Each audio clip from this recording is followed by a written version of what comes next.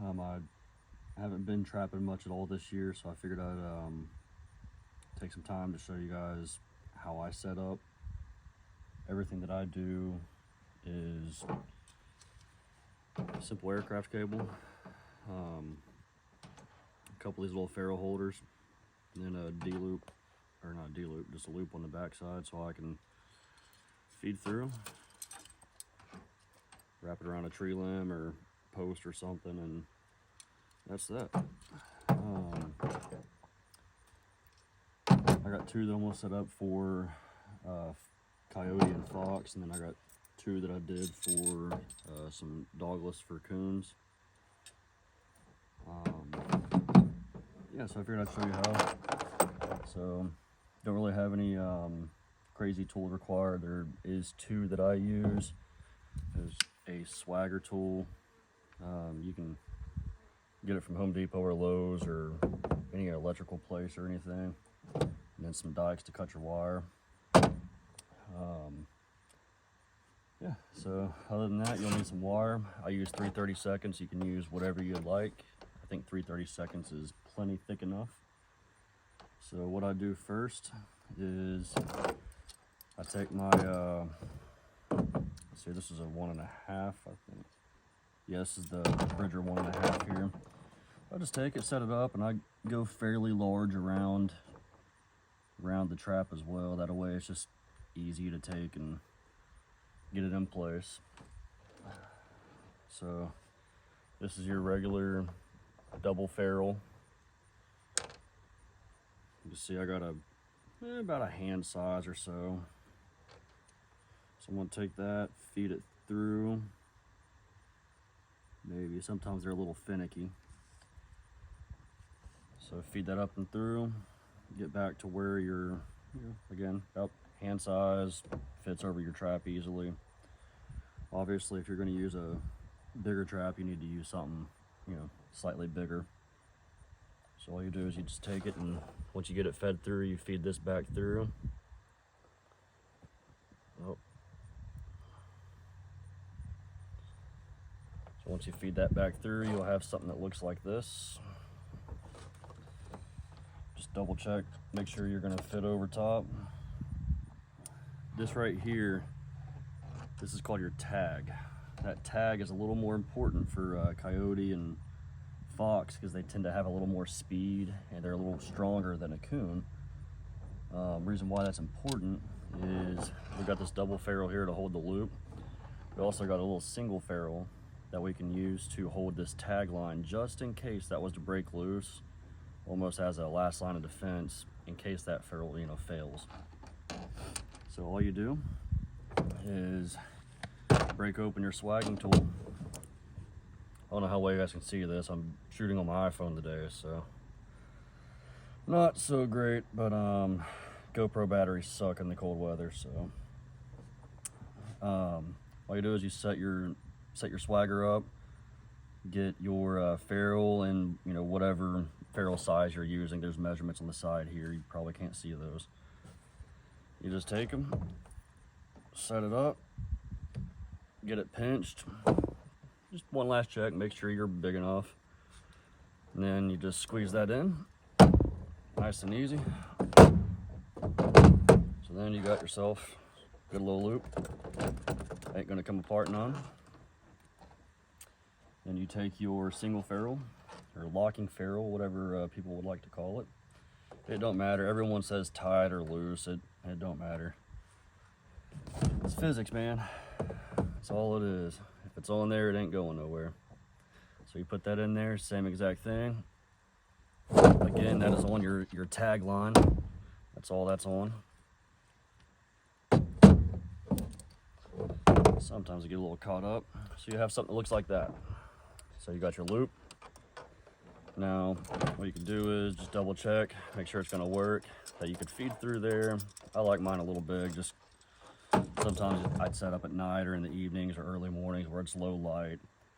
I don't want to sit there and try to fight some really small loop that's just really tight, so always oversize them.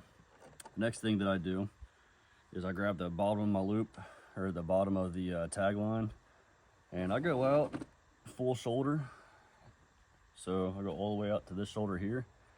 I pinch that, and then I cut that end right there. So now I've got this here. So what I do, get these ferrules. All right, well, I'm out of the double ferrule, so I'm gonna teach you guys how to do it with a single ferrule only. So I'm gonna set that aside. I got just a little tackle box. Actually, it's a 6-inch waterproof storage bin from Home Depot is what it is. Because I leave my bag in the back of the truck 90% of the time. Just got little organizers and stuff. Don't have a whole lot in there, but serves its purpose. So anyways, we'll do this with a single ferrule coupling. So sometimes you can go through the bottom. If you're using like a 1/4-inch ferrule or something, that'll work way better down here. This one here is probably not gonna work since this is a 3/32, meaning it's a little smaller. And just to show you what that would look like. So I'm going through the bottom of this chain link, typically where you set your rebar or, you know, woofing, whatever. And then it's just kind of hard to, you know, make sure that it's really going to stay. So what I like to do is I'll actually leave the swivel part completely alone, and I will just take it and go through this little eyelet right here. And you can see size-wise, that thing is not going to fit anywhere through there, and that's what you want. So you're just going to take it, feed it right through. Kind of spin. Sometimes that wire, it falls apart, so you spin in the direction that it's going and it tightens right back up. And then just take that, feed your ferrule right on it. And then I want a double ferrule just because I got some singles here. I'd rather be safe and have 2 on there anyways, since we don't have a regular ferrule. So you just take that, put it in your swagger. Leave yourself just 2 inches or so, whatever. Get that crimped down. All right, so that's now crimped. And that ain't gonna go nowhere. But we'll throw another one on there just for giggles to make sure we're golden here. Forgot to mention, these singles do have a beveled end on this side here compared to that end where it's flat. Kind of helps your wires guide in there just a little bit easier. Sometimes it helps too if when you're putting the ferrule on, you spin it and go down over that tip, just so that you don't have to fight the wires getting caught up and all that jazz. So again, same exact process. Kind of, well, make sure your jaws are open all the way. And then set it back up in there. I got it crimped a little bit, but it's not hard, so I'm gonna actually pull it. I'm gonna leave about a 1/4 inch of space on each side of that. I ain't got nothing peculiar by no means. Just a safety measure on that one anyways. So that there is how I would run it. Kind of the wrong way, but that's how it comes out. So now you could essentially, I'll use my sledge here. Let's say this here was a little bit wider tree limb or something. You'd feed around, you come through, put it in, feed everything through. Of course, you wouldn't have to hold a tree, but you just put that around there like that. And then kind of cinches down on itself around the tree and whatnot. And then at that point, you could set this. I got a cow patty right here, so you don't want to set it there. But you set it wherever you're going to do your trap set at, and that's that. So nothing's ever in the way with these. A lot of times it helps to actually take some grass, some clippings or something, carry some scissors, snip you some grass, and cover up your cable a little bit. Sometimes they smell the oil that is on on the wire or wax.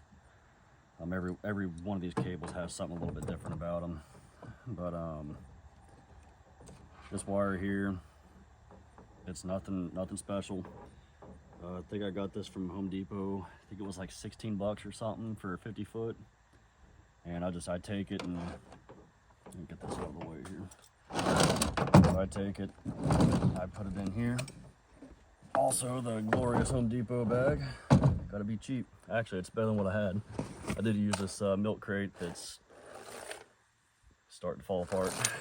But all I do is I take my wire, I put it in here. That way I can feed myself more wire if need be. So I'll just take that, shove it back down in there. Take my dikes, put them down in. I don't carry these out in the woods with me whenever I'm setting, just because they're heavy. Sifter, some coon bait, trap setter, which doesn't get used often.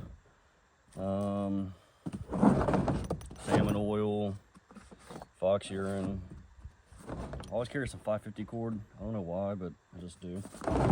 And then coon bait, and then predator bait, fox and coyote, whatever you want to call it.